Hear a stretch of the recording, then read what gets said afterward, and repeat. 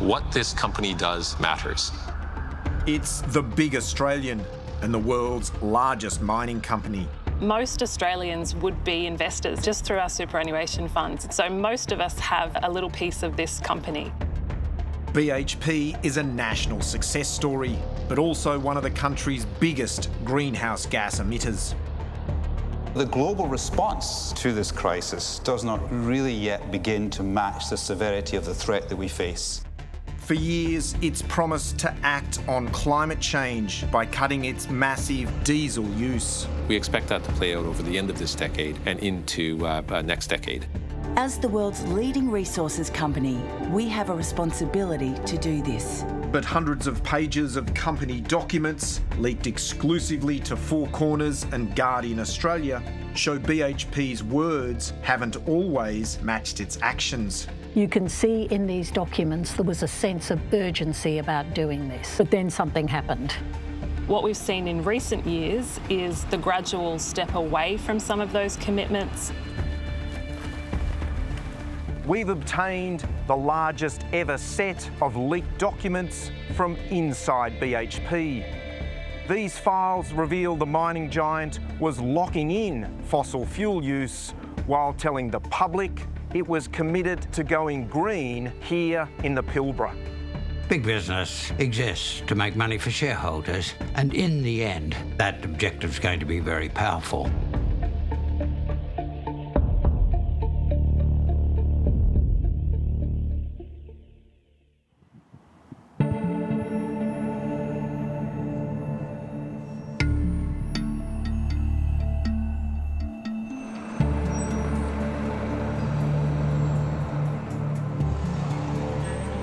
It's just before dawn in the Pilbara.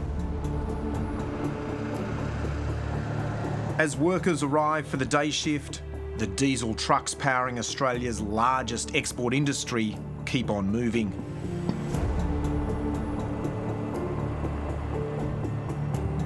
This is Mount Whaleback, the iron ore deposit that's helped make BHP the world's richest miner.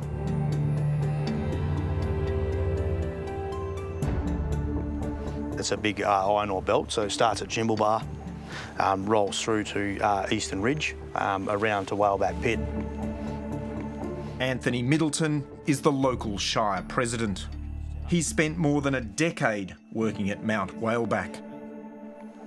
It's a big hole. It's deep, it's long, it's wide, and only going to get bigger. It can be seen from space.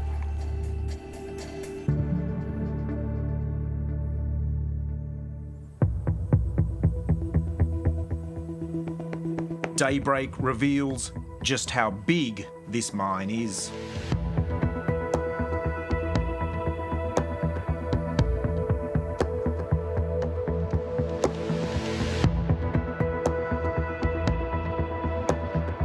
BHP has been mining this pit for almost 60 years.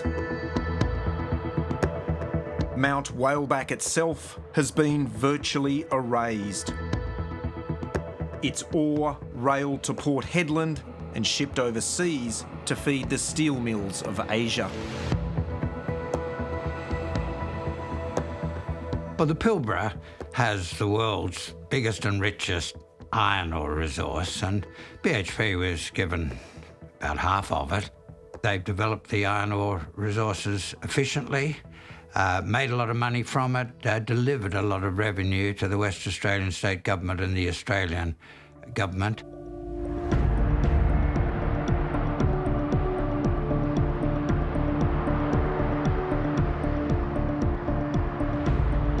The WA iron ore mines produce 37% of BHP's Australian emissions.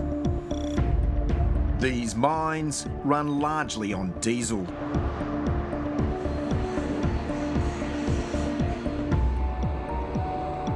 In 2019, the company signalled this had to change. Its then CEO warned that burning fossil fuels was a threat to the planet. The world's dependence on fossil fuels carries risk with it that could be existential. BHP's acted on global warming for over 2 decades because it's the right thing to do. It's also a strategic imperative for us to deliver long-term shareholder value. The company was positioning itself as a global leader on climate change. It set a goal of cutting its greenhouse gas emissions to net zero by 2050. The first thing we must do is to make sure that our operations are as decarbonised as we can make them. By 2024, BHP's climate makeover was on full display. We want to give our partners, stakeholders and the broader community confidence in the integrity of our climate-related plans and our ability to deliver them. CEO Mike Henry unveiled the company's new Climate Transition Action Plan. Ladies and gentlemen, what this company does matters. Shareholders embraced it, with 92% supporting the plan. For generations to come. BHP has told an excellent story. You'll see BHP at all of the investor conferences, sustainability, up the front, on the panel, talking up its climate credentials and how much it wants to see the energy transition succeed. From 2019 onwards, there was an absolute focus on decarbonisation, but the conversation's gone very, very quiet. This is the story of how BHP backed away from its once urgent plan to decarbonise the Pilbara. Told in the company's own words, through hundreds of pages of confidential documents obtained exclusively by Four Corners and Guardian Australia.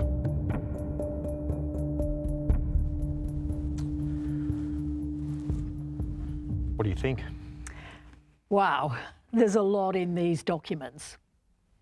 Marion Wilkinson is a journalist and author who's written extensively on Australia's climate wars. She spent much of her career documenting how big companies have lobbied governments to water down climate action. I think the power of them is that it gives you the big picture for BHP, just how ambitious their plans were to decarbonise the iron ore mines in the Pilbara. Its decarbonisation plan for the Pilbara was seen as critical in the context of BHP's public commitments. It outlined spending more than $3 billion by 2030. You can see in these documents there was a sense of urgency about doing this. A document from June 2023 describes how urgent decarbonisation, in line with BHP's public commitments, effectively underpins the company's licence to operate, sustain and grow. It warned slow emissions reduction would have reputational impacts for BHP. Give us a sense of what's happening at the time, 2022, 2023. Well, of course, it was a time of kind of peak action on climate change. You had Joe Biden in the White House with a big plan for renewable energy. You had the Albanese government coming to power in Australia, saying that it was really going to up the emissions targets for the country. Internally at BHP, do you get a sense of what was happening there? Yeah, well, what was happening was big plans for an ambitious program to decarbonise the Pilbara. This was talking about quite a rapid electrification of the haul fleet trucks. This was talking about electrification of the trains. This was talking about a big renewable energy package to back up these plans. The first investment step was a 70 megawatt solar project in the Pilbara. This would partly replace diesel and gas and help BHP electrify its mine haul fleet and locomotives. It was signed off by Chief Executive Mike Henry and the BHP board. They were finally ready to take some action. Yeah, it looked like they were going to take the big plunge, but then something happened. After the board approved the solar project, BHP management quietly shelved it. If we look at this document, it says in classic corporate BHP speak, what happened was the iron ore operations decided to optimise the delivery of the decarbonisation program to, quote, meet cash prioritisation requirements. I think what they're actually saying here is that they were going to delay spending the money. They didn't want to spend the money now. That's right. It's delayed, but don't worry, as they explain, they're going to incorporate this solar project into a bigger renewable energy project.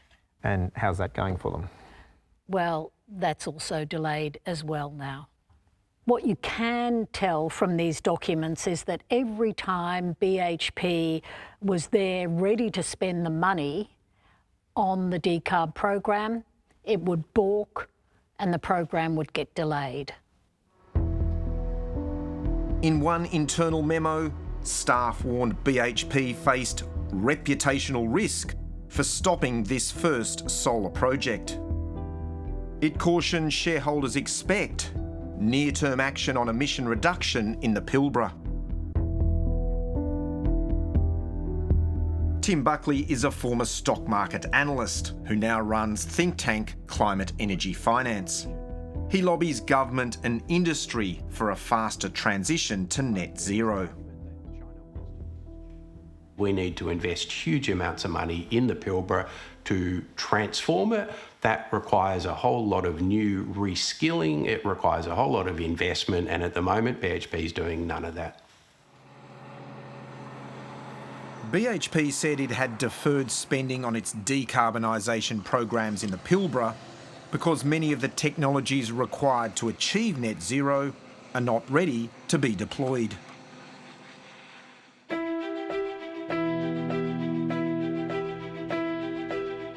There's no doubt BHP could afford the cost of cutting emissions.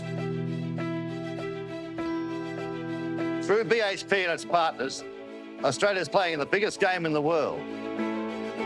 BHP is Australia's #1 company. It's huge. As good as it is, it's set to get even better. $52 billion a year of revenue, $26 billion gross profit a year. So they're our #1 taxpayer. We know we're going to create great value for shareholders in the coming years.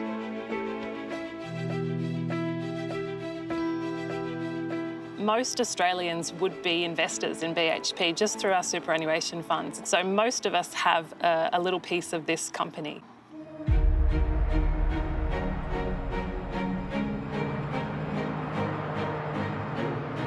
With its first solar farm shelved, BHP drew up plans internally for a more ambitious renewable energy rollout. A huge 490 megawatt solar, wind and battery project. The idea was to reduce emissions in the Pilbara iron ore mines by about 22% by 2030. Now that is pretty ambitious. The renewable energy plan was supposed to support the electrification of the big heavy haul trucks and the trains. So you needed those two elements together to get that kind of ambitious emissions reduction. For BHP, the key to decarbonising the Pilbara is replacing hundreds of massive diesel trucks with a new fleet of electric trucks. In 2022, a senior BHP executive said the company needed to move quickly. As the lead times are long, we need to act now. We estimate, and it's still too early to be definitive on this, that the first electric haul trucks will be operational on site by 2027.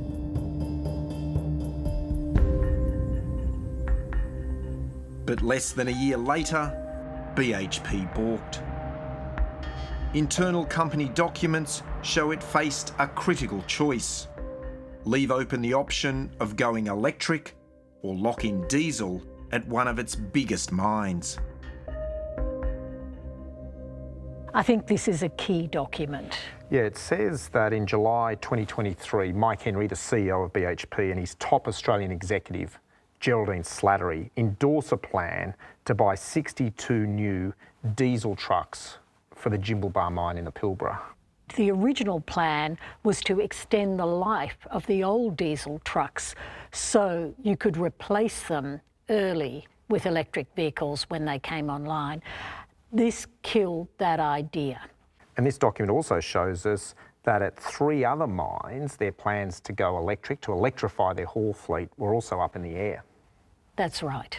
Once you've delayed the whole electrification of the haul truck fleet, you then throw up in the air the whole renewable energy plan for the Pilbara. BHP's 62 new diesel trucks have an average operational life of 14 years. That means that Jimblebar mine could still be using diesel trucks in 2040. The document claimed BHP had little choice, as no proven zero emissions technology was available.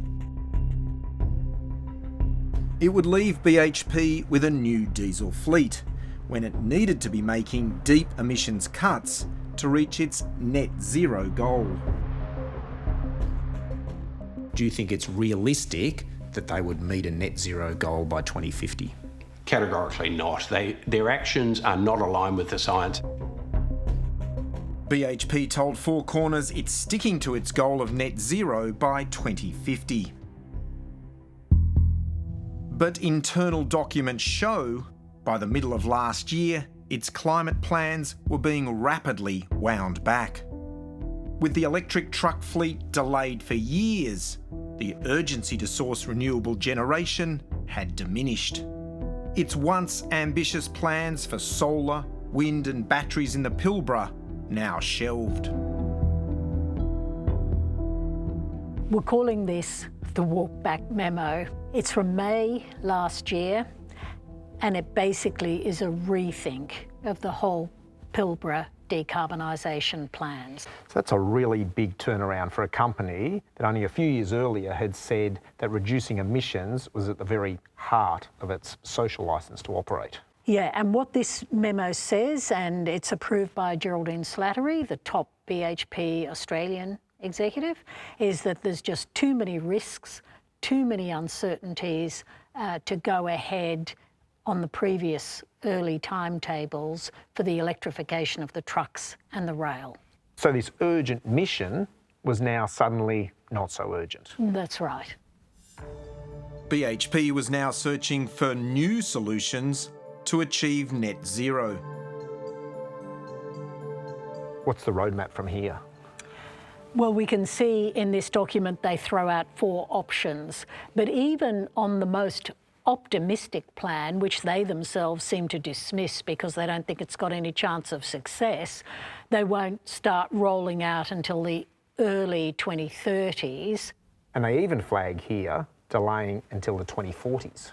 What does that mean for their targets? And what's interesting about that, Angus, is they say under the disadvantages of this strategy of delay is that BHP might have to reset its emissions targets for the whole Pilbara operation. And if they do that, they might need a big external communications plan, i.e. a PR plan, to explain that publicly. Despite pushing out the timeline to decarbonise the Pilbara operations, BHP has taken a tentative step. It received 2 electric haul trucks last December. The truck behind me is not just any haul truck, it's a battery electric 793. The company wouldn't say if it's begun trialling them.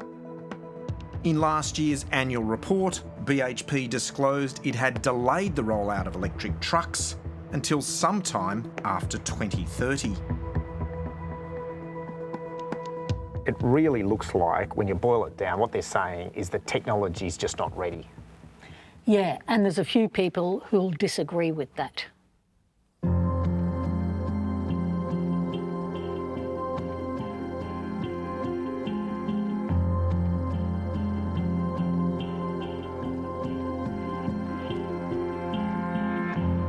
We have some of the best renewable energy potential here in the Pilbara, anywhere in the planet.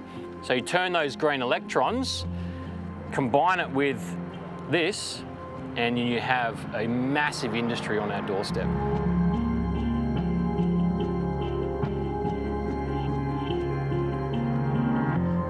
BHP says the technology isn't ready.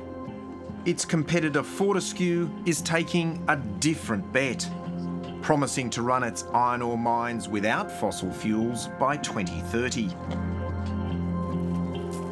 It's yet to prove it'll work, and the company has overpromised before.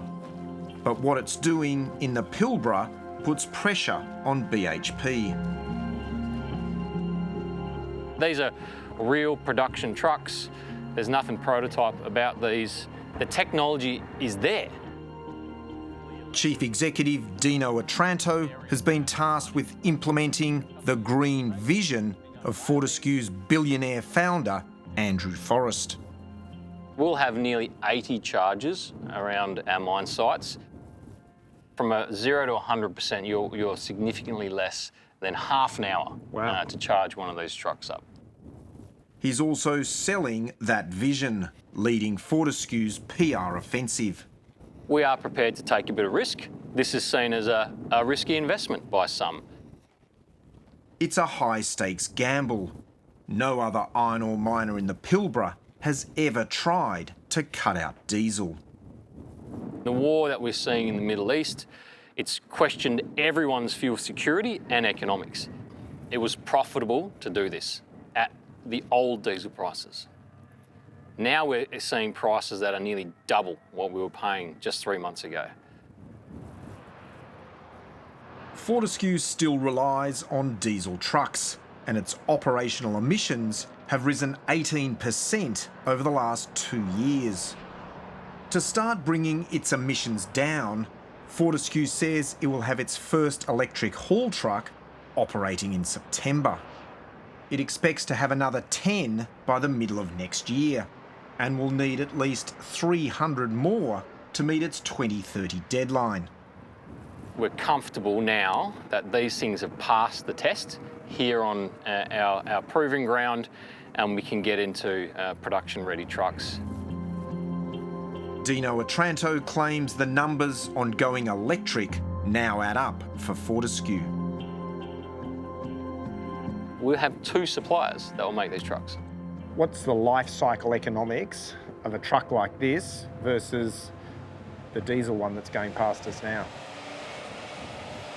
The total cost of ownership of the diesel versus the battery is on parity.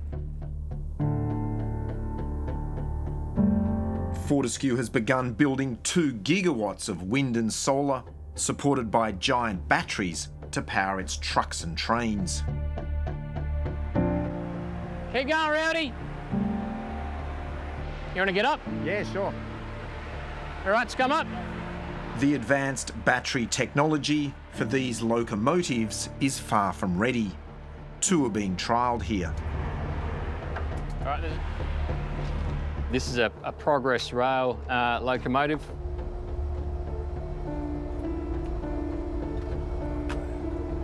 I mean, these are the heaviest haul trains in the world, right? When you're going downhill with a massive load on the back, you harvest all that energy back to charge your battery up. We're talking about hundreds of kilometres of thousands of tonnes of material. So if you can get it wrong, some of the consequences are catastrophic.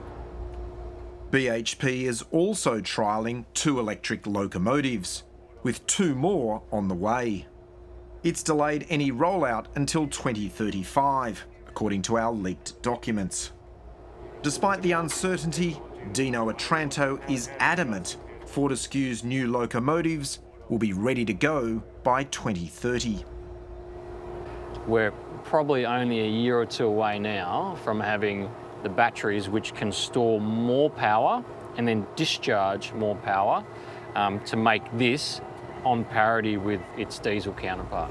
If it goes wrong and the tech doesn't work or something doesn't go as planned, that's where the risk is, isn't it? Yep. What if it works?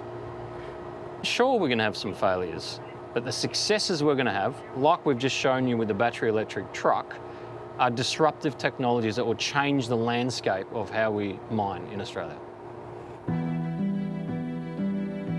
Fortescue says it's already spent $1 billion and committed another $5 to decarbonise its Pilbara operations within the next 3.5 years. I don't know what more evidence people need, but I do feel that people need to see the whole thing coming together. In the past, Fortescue's brash chairman has made big announcements, including developing green hydrogen as a source of industrial power. What I'm now working on is a replacement for coal, and that's green hydrogen. I believe it's going to work, and we'll keep on persevering until it does work. Fortescue has now walked back those bold plans, and some question if it's over-promising once again. FMG's made some big promises before, particularly around hydrogen and things like that. Why is this time different? Well, I think this time this is not just another promise around what we're doing. You're seeing it being operated here. You're seeing distribution networks operate. You're seeing equipment being operated. So we're well and truly past the announcement stage. We're well and truly into the delivery of it. The first movers in any industry make some mistakes. That's absolutely inevitable. Professor Ross Garneau produced 2 landmark government reviews on the economics of climate change.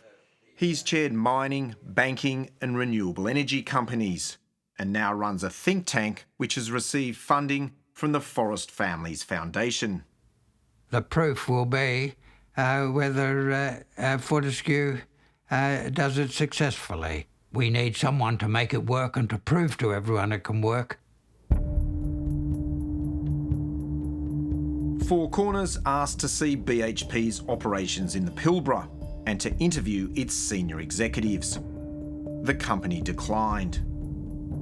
The Chamber of Minerals and Energy is WA's main mining lobby and is publicly backing BHP's position on electric trucks.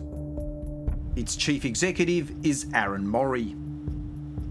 Certainly the technology is not there now. I think most of the consensus view is we're probably looking at 5 to 10 years. So Fortescue is spending $1 billion on decarbonising. They say the technology's there. Are they wrong? Look, the technology has got a long way to go. All companies would agree that they have an obligation to decarbonise. They are accountable to their investors, and I'm really confident that we are going to get there in the coming years. Four Corners didn't ask Aaron Morey specific questions about the leaked documents. Can you understand why some people might think that BHP saying it's 5 to 10 years away sounds like an excuse? Sounds like they don't want to act? It is absolutely the reality. It is absolutely the reality in the market. It is proving much more difficult to scale up that technology. And by scale up, I mean to the size of the operations, but also the size of the trucks that we need in a place like the Pilbara where you're moving enormous quantities of dirt. Do you think BHP is showing that sense of urgency that it spoke of a few years ago? I believe they absolutely are. They have absolutely not walked away. No company in the Pilbara has walked away from their ambitions. The timelines are taking longer because it is going to take longer to get that haul truck technology and the loco technology in place to justify the investments in additional generation demand. With bills so high, I've stopped putting the heater on at night. Many Australians wouldn't know the big miners get the tax they pay on diesel back from the government. Fortescue now wants this rebate capped for the top 18 mining companies. We get $300 million of our total diesel bill back as a cash grant. I know it seems counterintuitive that somebody in my role should stand up and advocate for a change in position, but I think right now is the best time to be able to give some of that back. Fortescue is not a neutral observer. Now that it's spending heavily to electrify its mines, it wants a policy change to make diesel more expensive for its rivals. Every year, $3 billion in tax gets handed back to the 18 largest companies in mining to keep their diesel cheap. It's bankrolling this national ad campaign. It's time to cap the diesel tax handout for the big 18. Authorised by Fortescue Limited, Perth. BHP is strongly opposing any change to the diesel rebate. It's the mining industry's largest diesel user and received an estimated $622 million in fuel tax credits last financial year. It's actually not a subsidy, it's an overtaxation which gets corrected. We deeply oppose change to the diesel fuel rebate. I think that would be very bad public policy, really bad tax policy, and doesn't target the issue that a lot of people are calling for, which is to get further progress on decarbonisation.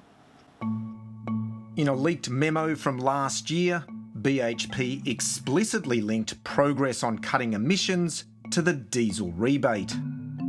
It shows the rebate is a factor in determining how long it delays decarbonisation in the Pilbara.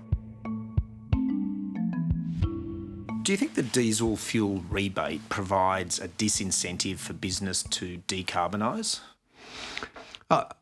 I'd turn that around and say its removal would provide a strong incentive to decarbonise.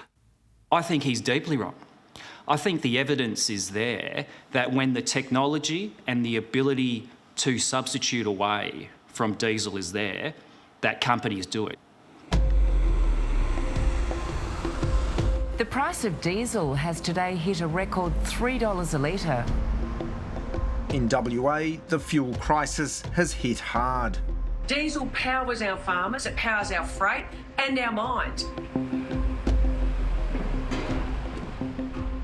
It's one of the issues locals want to talk to independent MP Kate Chaney about in her Perth electorate of Curtin. If the diesel dries up or becomes a limited supply, the impact on their business will be absolutely massive. She's among those calling for the diesel rebate to be reformed. Kate Chaney sees giving up diesel as critical to the future of WA's iron ore industry. I think the Australian public looks at what's happening and says this makes no sense. Asking big companies to decarbonise but then making fossil fuels cheaper for them at the same time. It's not going to solve the problem overall, but I hear you. This is the direction we have to go in if we want to make sure that there are jobs for our kids and grandkids and that our economic prosperity can continue. Kate Chaney wants WA's iron ore miners to be ready for a decarbonised world. She sees cutting emissions from their operations as the first step. The next challenge is much bigger. Cutting the enormous emissions produced when our iron ore is turned into steel overseas. We know that processing iron ore into steel represents about 8% of global emissions. If we're going to reduce emissions over the long term, we need to solve this problem. I think that is the direction that the whole industry needs to go in, and that's in our long-term economic interest in Australia, to have an iron ore industry that is fit for the future. BHP was looking to this future when it drew up plans for a processing plant here at its Jimblebar mine in the Pilbara. In 2022, it saw a way to make cleaner iron ore that was less emissions intensive for its Chinese steelmaking clients.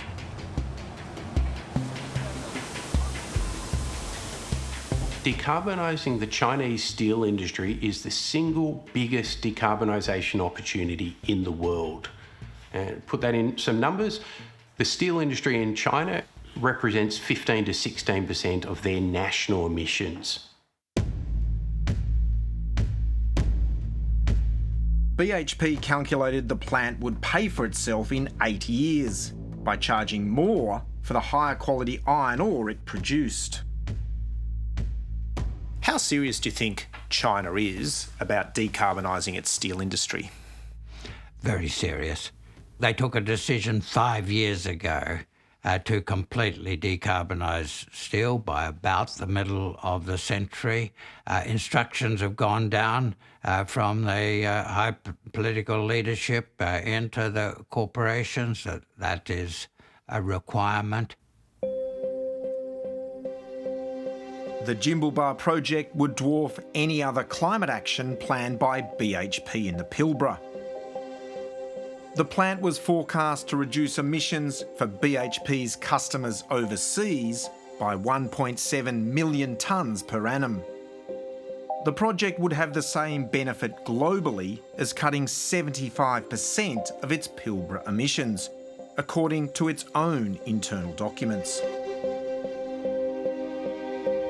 I see decarbonising as less about these big companies giving something back and more about them creating resilience for the future. Despite the project being rated as an excellent social value opportunity, BHP changed its mind. An internal document from May last year said the economics were marginal and the project was not well placed to compete for capital inside the company. It would be profitable, just not profitable enough.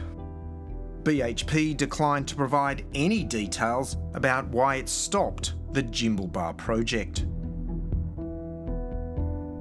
You can't rely on voluntary commitments. Big business exists to make money for shareholders, and in the end, that objective is going to be very powerful.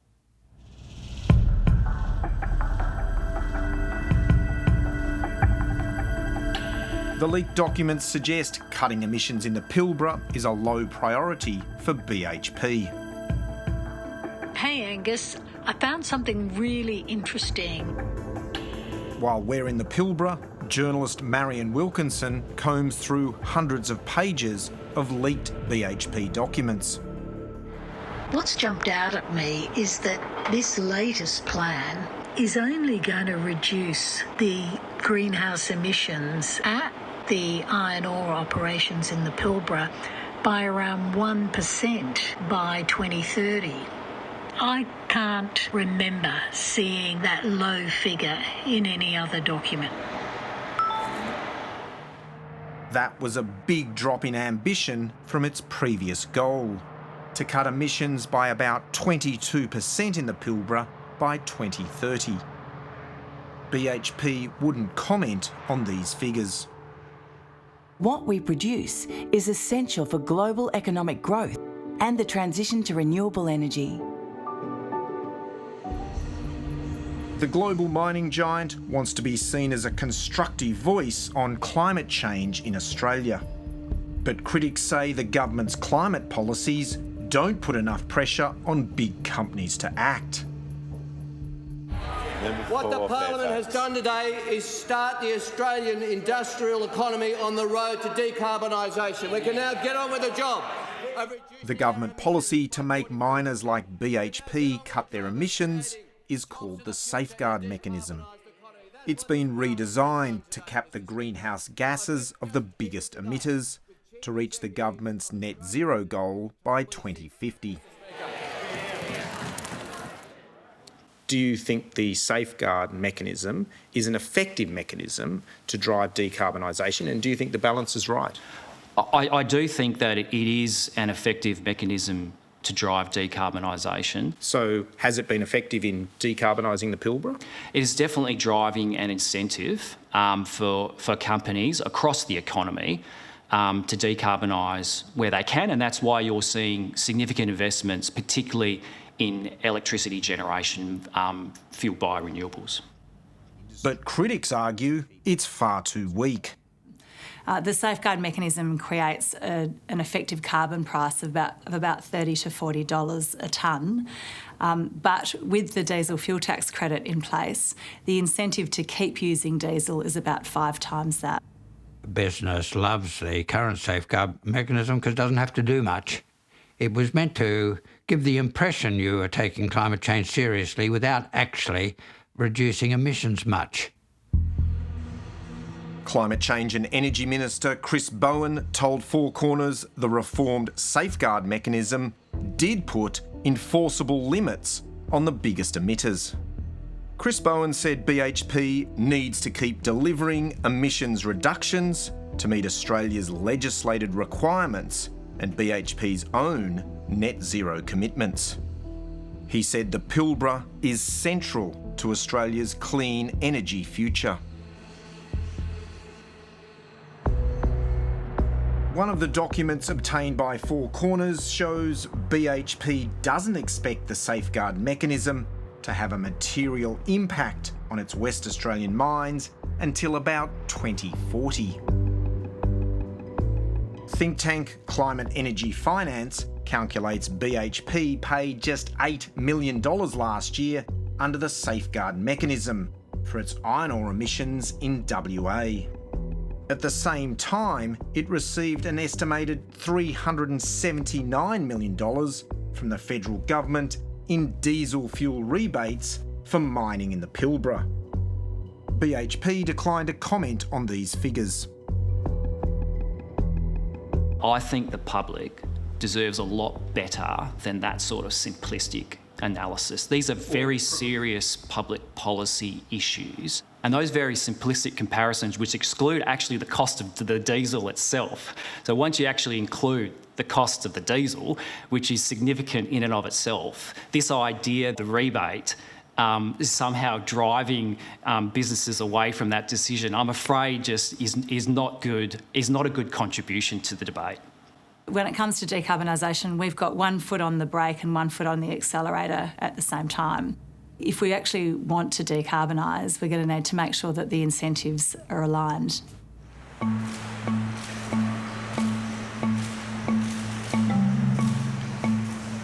BHP is entering a new era. Chief Executive Mike Henry hands over to Brandon Craig on July 1.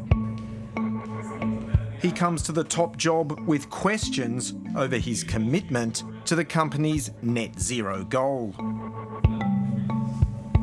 As BHP, we've made many public commitments across a range of areas, social value, decarbonisation and similar. Those commitments do not change under my leadership, so we will continue to pursue those. But we want to pursue them with a level of economic discipline. That's very important. BHP assures critics it's on track to meet its 2030 target.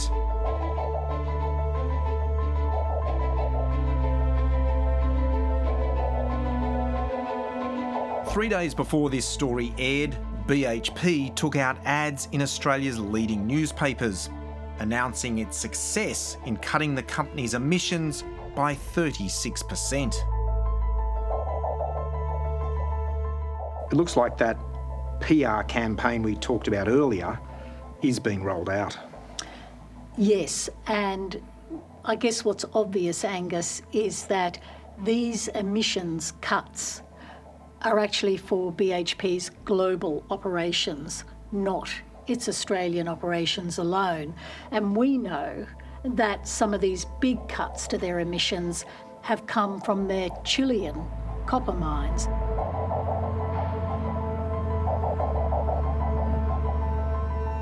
And why do you think BHP's taken out this ad campaign?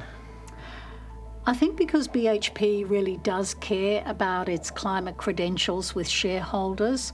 But again, what the ad doesn't really stress is this is an interim emissions target for 2030. What we don't know is what's going to happen after 2030.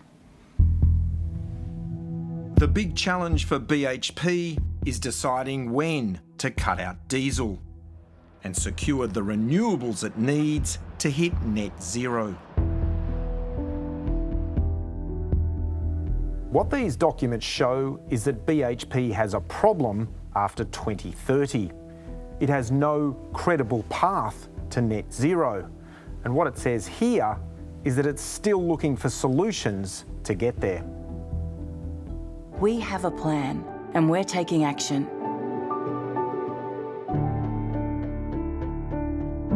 People are often quite concerned about the differences between what companies say that they're doing and what they're actually doing.